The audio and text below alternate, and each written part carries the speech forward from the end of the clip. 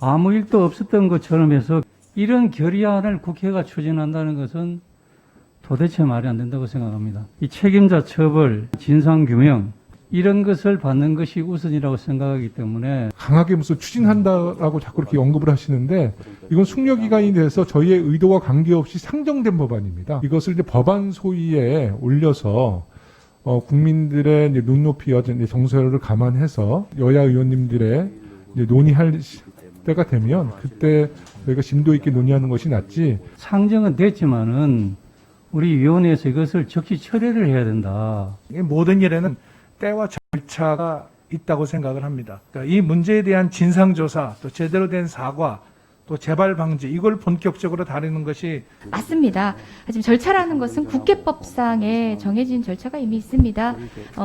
비상적 절차 중에 하나인 안건조정위는 후차적으로 부수적으로 고려할 문제인 것이 원칙적으로는 소위원회 해부하는 심도 깊은 심사 절차가 남아있는 상황에서 제한할 절차는 아니지 않나 싶고요. 무엇보다 때라는 부분은요.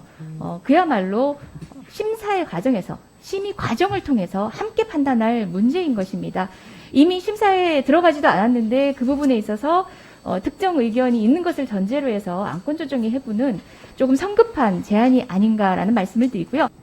9월 22일 날 아무 일이 없었던 것과 같이 똑같은 통상 절차로 처리하자라고 하는 것은 우리가 해야 될 일을 마치 망각하는 듯한 피격 사건에 대해서 국민 모두는 울분을 가지고 있습니다.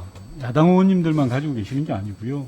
국회는 절차에 따라서 진행을 해야 되는 겁니다.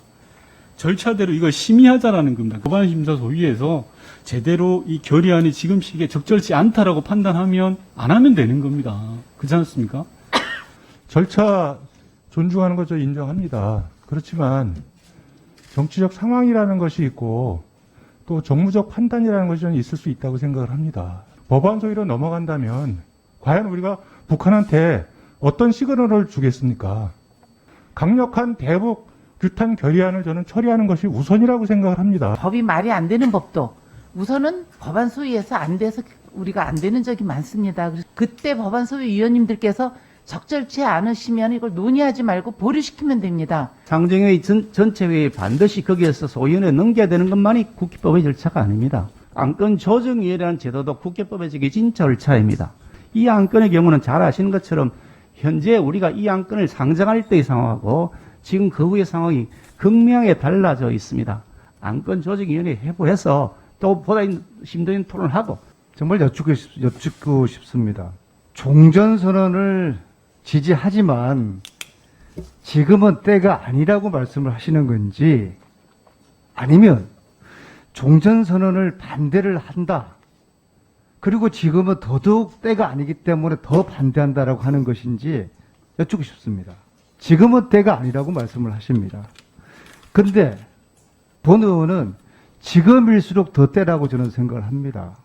2018년 이맘때, 가을에, 겨울까지 종전선언에 대한 기대를 우리가 하지 않았습니까? 결국 무산되었습니다. 만약에 그때 종전선언이 이루어졌다면은 오늘 이번에 이 불행한 사태도 저는 없었을 거라고 저는 생각을 합니다. 국민들이 분노하는 대형 악재가 터졌습니다. 이럴 때일수록 우리가 평화의 길을 포기하지 않고 만들어야 된다고 생각합니다.